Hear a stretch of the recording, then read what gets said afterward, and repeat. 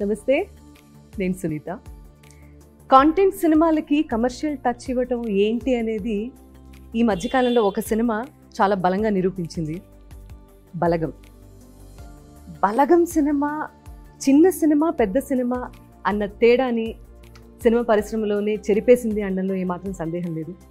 So Dil Raju గారి production నుంచి బలగం రావటం అండ్ మనందరం తెలుగు వాళ్ళందరం కూడా చాలా గొప్పగా ఆ సినిమా మన తెలుగు సినిమా అని చెప్పుకోవటం మనం చూసాము. దిల్ రాజు గారి ప్రొడక్షన్ నుంచి మరొక కాంటెంట్ బేస్డ్ మూవీ రాబోతోంది. అదే జనక అయితే గనక. దిల్ రాజు గారు అండ్ టీమ్ రెడీగా ఉన్నారు ఇక్కడ. జనక అయితే గనక, I mean too many confusions, too many question marks, too much of creativity ఉన్నటువంటి సబ్జెక్ట్ అని అయితే అనిపించింది సార్. బేసిక్గా టైటిల్ చాలా స్ట్రాంగ్గా నమ్మింది డైరెక్టర్ సందీపే. మాకు చాలా కన్ఫ్యూజ్ ఉండేది, నాకు రీచ్ అవ్వట్లేదు సందీప్ టైటిల్ అంటే. ఎప్పటికప్పుడు తన ఇంకా అదర్ టైటిల్ చెప్పినా ఫైనల్గా దీనికే రీచ్ అయ్యాం. సో తండ్రి అయితే గనక సింపుల్గా చెప్పింది, తండ్రి అయితే గనక. అయితే ఏంటియా లేకపోతే అయితే ఇలా ఉంటుంది అనా? తండ్రి అయితే ఇప్పుడున్న జనరేషన్లో పెళ్లి చేసుకోవాలన్నా యూత్ భయపడుతున్నారు, వాళ్ళకు కిడ్స్ కావాలన్నా భయపడుతున్నారు. సో వై అనే దాని మీద ఈజ్ అ మెయిన్ కాన్సెప్ట్గా తీసుకున్న సినిమా. జనరలీ ఇవ సినిమాలన్నీ కూడా లైఫ్ ఎక్స్పీరియన్సెస్, లేకపోతే మన చుట్టుపక్కల జరిగితే మన ఫ్రెండ్స్ లైఫ్లో జరిగిన ఆ ఎక్స్పీరియన్సెస్ని బేస్ చేసుకొని సినిమా స్టోరీస్ అన్ని, ఎస్పెషలీ కాంటెంట్ బేస్డ్. పొరపాటున మీ చుట్టుపక్కల ఏమైనా జరిగిన స్టోరీ ఇది? మూమెంట్స్ చాలా జరిగాయండి నా లైఫ్లో, జరిగాయి, అందరిలో జరుగుతాయి ఫర్ షూర్.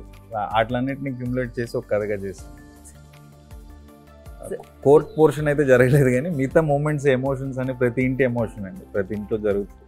అంటే పిల్లల టాపిక్ లేని ఇల్లు ఉండదు కదా, పెళ్లి టాపిక్ లేని ఇల్లు ఉండదు కదా. సో దాని గురించి కట్ చేశాను. అసలు what a hero you are. అసలు ద వే మీ జర్నీ స్టార్ట్ అవటం దగ్గర నుంచి, the way you started off ఇండస్ట్రీలో ఈరోజు you are an inspiration. You are an inspiration అండి. Thank you ma'am. మీ లైఫ్లో జరిగిన ఇన్సిడెంట్స్కి ఈ సినిమా టైటిల్కి ఏమైనా సంబంధం ఉందా? అది ఈ సినిమాలో వైఫ్ ఎమోషన్ నాకు చాలా కనెక్ట్ అయ్యాను మ్యామ్. నిజంగానే కళ్ళంబడి నీళ్ళు తిరిగిన సెట్లో. అండ్ ప్యారలల్గా నా లైఫ్లో కూడా మా వైఫ్ ప్రెగ్నెంట్ అవుతాం, ఇట్లాంటి కొన్ని ప్యారలల్గా జరిగింది. ఆ తండ్రిలో అయితే ఆలోచించారు కదా మీరు?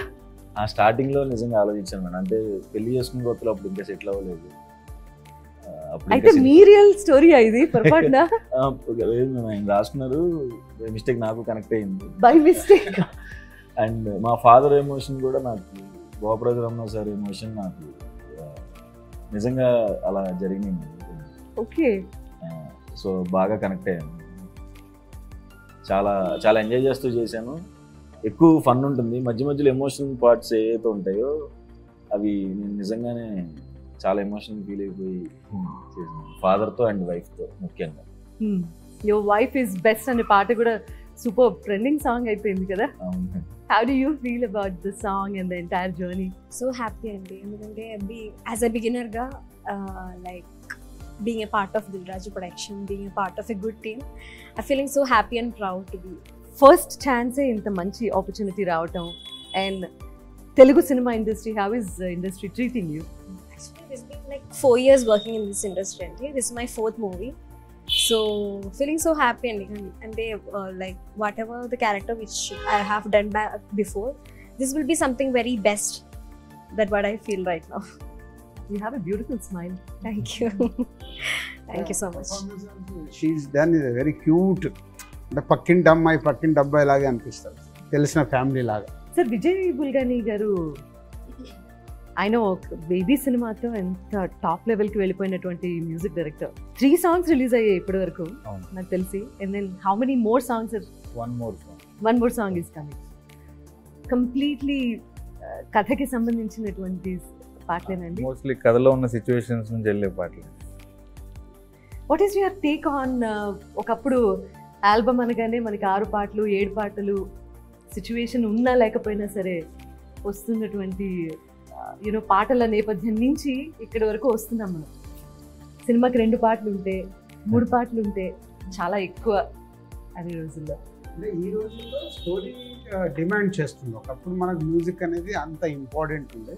ఇప్పుడు స్టార్ హీరోలకే 4 పాటలకు వచ్చేసింది. ఎగ్జాక్ట్లీ. స్టార్ హీరో ఫిలిం అంటే ఆడియన్స్ కూడా ఈరోజు అంటే కథలో నుంచి ఏదైనా సాంగ్ వచ్చినా, లేదు స్టార్ హీరో అంటే ఎక్స్ట్రాడినరీ డ్యాన్స్ చేస్తే ఓకే, అది కూడా 3.5 minutes. ఒకప్పుడు 6 minutes 7 minutes సాంగ్ ఉండే. మెల్లిగా మెల్లిగా అందరము ఫాస్ట్ దాంట్లోకి వచ్చేసారు. ఈ మధ్యకాలంలో ఎవరన్నా సడన్ గా సూపర్ స్టార్ అయ్యారంటే అది మీరే. ఆ? ఆ.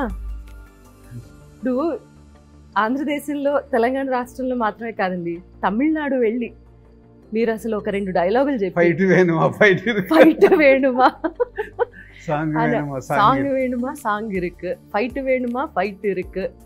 జనక అయితే గనక కూడా అదే స్టైల్లో ఒక్కసారి చెప్పి ఒక మంచి మీమ్ క్రియేట్ చేస్తే ఎమోషన్ వేணுமா ఎమోషన్ ఇருக்கு, ఫన్ వేணுமா ఫుల్ ఫన్ ఇருக்கு, డైలాగ్స్ వేணுமா డైలాగ్స్ ఇருக்கு, నల్ల సాంగ్ ఇருக்கு.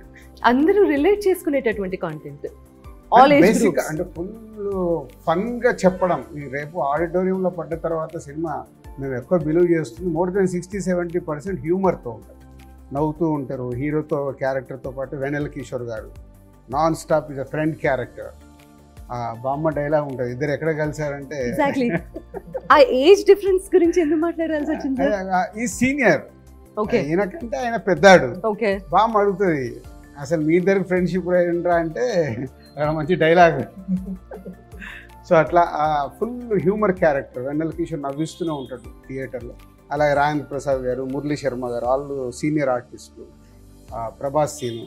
సో ఫుల్ ప్యాక్డ్గా ఉండే full fun film. Every dialogue is okay, ఆ సీన్ కి యాప్ట్ గా ఉంది అండ్ ఎంగేజింగ్ గా ఉంది. Thank you. So what is your experience అండి డైలాగ్స్ రాయడంలోను, స్క్రీన్ ప్లేలోను? చాలా మంది డైరెక్టర్స్తో పనిచేశానండి. అంటే గోస్ట్గా ఉండిపోయాను వెనకాల, పేర్లు గీళ్ళు పడలేదు. ప్రాపర్గా ఫుల్ ఫ్లెడ్జ్గా ఈ సినిమాకి చేశాను అని సలార్ అండి, ప్రశాంత్ నీల్ గారు పనిచేశాను. తర్వాత అంతకు ముందే ఈ కథ ఇక్కడ రాజుగారికి చెప్పి కోవిడ్ టైంలోనే ఓకే చేసుకున్నాను. తర్వాత డెవలప్ చేసుకునే ప్రాసెస్, యాక్టర్స్ కోసం ట్రై చేశాను. ఇందాక మీరు అన్నట్టు మల్టిపుల్ లాంగ్వేజ్లో చేద్దామని దగ్గర స్టార్ట్ అయింది యాక్చువల్గా. ఒకటేసారి ఎట్ టైం ఆల్ లాంగ్వేజ్ చేద్దాం ప్లాన్ చేసాం, హిందీ, కన్నడ, తమిళ్, తెలుగు. ఓకే. యాక్చువల్ ఆ థాట్ అంటే కోవిడ్ తర్వాత మెల్లిగా డైల్యూట్ అయింది. కోవిడ్ రాకుండా ఉంటే మేబీ ఒకటేసారి 4 లాంగ్వేజ్లో ఈ స్క్రిప్ట్ చేద్దామని థాట్. మీకు అంటే బలగం ఇచ్చినటువంటి బలంతోనూ, అది ఇచ్చినటువంటి ఇన్స్పిరేషన్ తోనూ ఇలాంటి స్టోరీస్ అండ్ సబ్జెక్ట్స్ ఈ కథ ముందే ఓకే చేసుకున్నాము. బట్ ఈ కథకి సుహాస్ను తీసుకురావడానికి బలగం ఇచ్చిన ఆ సక్సెస్ ఇచ్చినప్పుడే డైరెక్టర్ని పిలిచి చెప్పా, నాకెందుకో వెరీ న్యాచురల్గా ఉంటుంది, సుహాస్ని అప్రోచ్ కండి, సుహాస్తో చేద్దామని. సందీప్ సుహాస్ని పిలవడము, సుహాస్ విని ఇక్కడే నేను చేస్తాను సార్ అని ఇలాగే చేతులు కట్టుకొని నేను చేస్తాను సార్. స్వాతిముత్యంలో కమలాసన్ గారు లాగా ఉంటాడు, చేతులు కట్టుకొని ఇలా, స్క్రీన్ మీద అలా కాదు.